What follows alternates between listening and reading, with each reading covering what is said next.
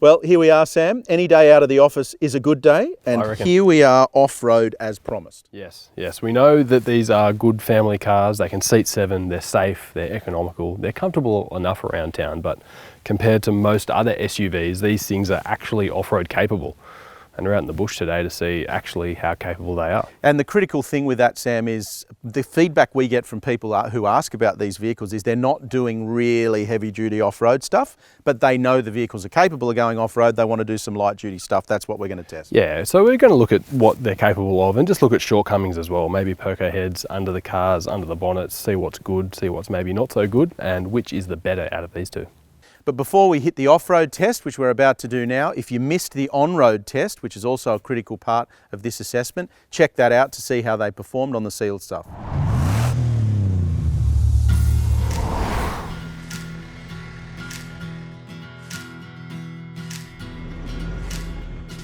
Both the Fortuner and Pajero Sport we have here on test are flagship models, Crusade and Exceed.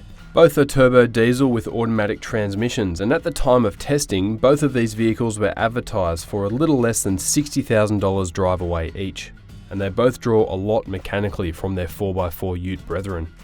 Just run you through the drive modes on this Fortuner for off-road. It's pretty traditional compared to the Pajero Sport, and probably not as many cool things to talk about. Traditional two-wheel drive high range, four-wheel drive high range with a little dial on the front there, and then you twist it around and you've got low range, and there is a locking diff which works in low range only. But there's a cool thing to note about this Fortuner. It doesn't have the drive modes, but you've got an eco and a power mode button here, and they actually work well for off-road.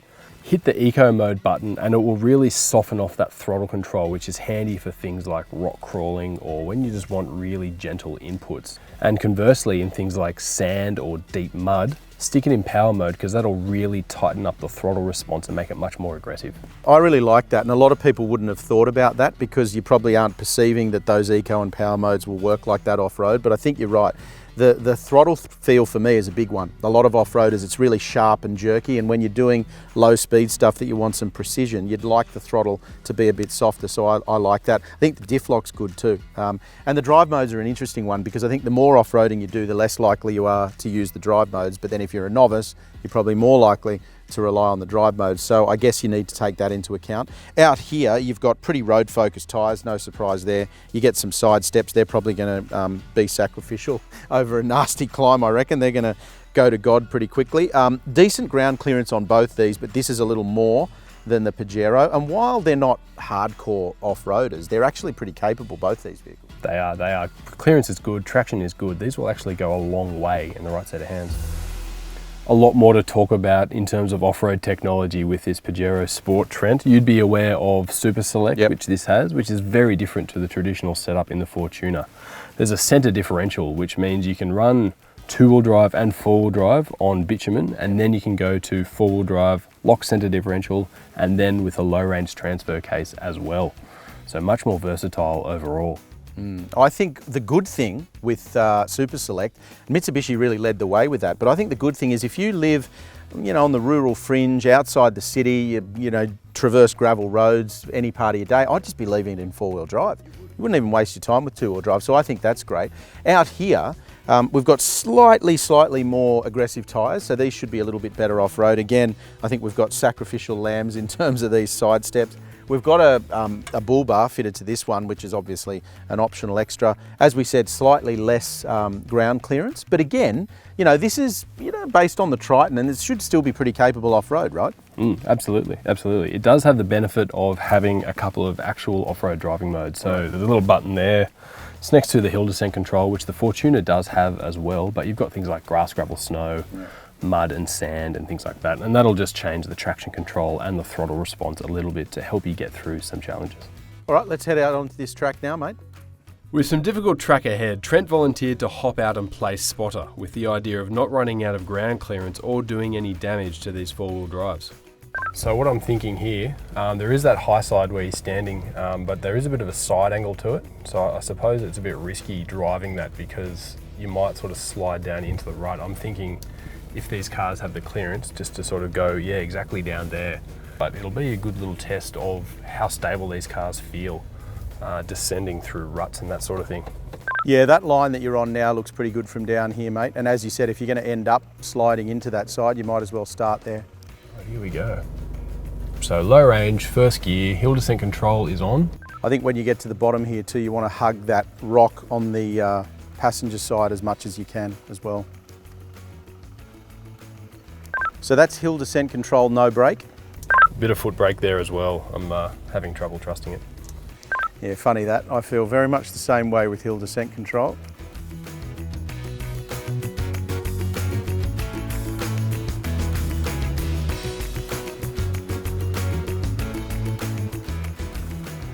It's soaked it up pretty well. I can feel that rear end moving around a bit. There we go. That was good. That was pretty easy. That was really good. Not felt- much scrabbling. No, it felt stable from here. Like it didn't feel like it wanted to really transfer weight, big weights anyway. And there wasn't a lot of attitude on the outside either. It wasn't dropping in, that it was quite stable. So you had enough wheel travel. And I mean, as we said from the outset, this isn't properly hardcore off-roading, but this is as tough as most owners of these things are going to do. That might be something you have to take on if you come to a nice campsite Yeah, or something like that. exactly. It's just a tricky little pinch that you want to get through, Yep. through a river or whatever it might be. So let's go and have a look at that Triton. Yes. I mean, Pajero Sport. Triton-based Pajero. Triton-based Pajero Sport. And guess what? You're driving again, because Okay. I enjoyed that from out here.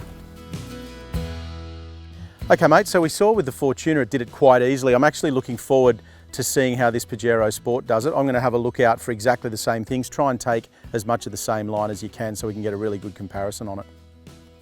Yeah, I agree, mate. I agree. See if that little bit of less clearance on this Pajero Sport does catch up with it on this bit. Yeah, that's very much the same line as before, mate. If you just come straight down on that one, we'll be able to get a good look at the difference.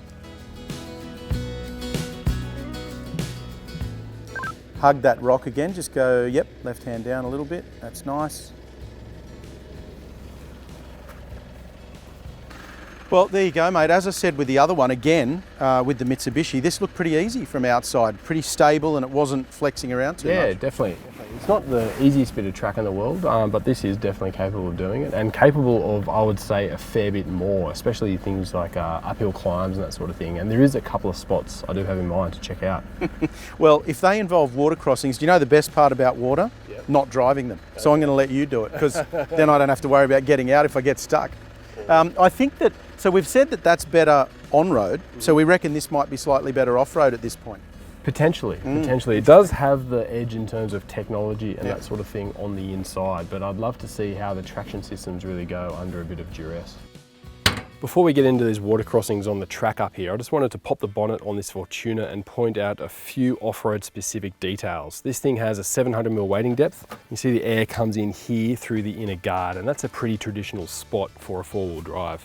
And if you walk over on this side, you can see the alternator mounted relatively high on the engine block there, and that's a good thing because up higher means it's not going to see as much dirt or water as if it was down low. But my favourite thing under the bonnet of this Fortuner is this spot here. It might not look like much, but it's perfect for a second battery. There's even little spots to mount up a tray there, so you can throw in a second battery. You can start running things like fridges, radios, lights, camping accessories, all those sorts of things.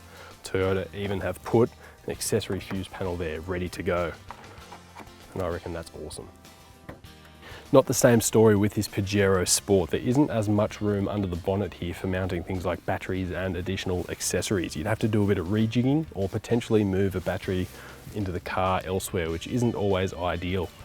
The alternator isn't mounted as high either. It's on the passenger side there, down below the turbo, and it's fairly low slung. But the air filter is pretty similar, and it's got the same 700mm wading depth as the Fortuner. Although the Pajero Sport has the added benefit of off-road driving modes, we found during our testing that the Fortuner's off-road traction control system to be a little bit sharper and more responsive overall. And while off-road ground clearances are mostly similar on paper, the Fortuner does have a small advantage in this regard as well. It's not a big advantage, and both of these four-wheel drive wagons are quite capable in their stock form. Rear end articulation from the coil springs is good, and there's enough low range gearing on offer to give you slow and controlled crawling through obstacles. If you want more capability, they can be improved with your typical range of off-road modifications and accessories. In particular, a modest suspension lift and some all-terrain tyres would go a long way. While both models have rear locking differentials, it's worth noting that engaging them does turn off your off-road traction control.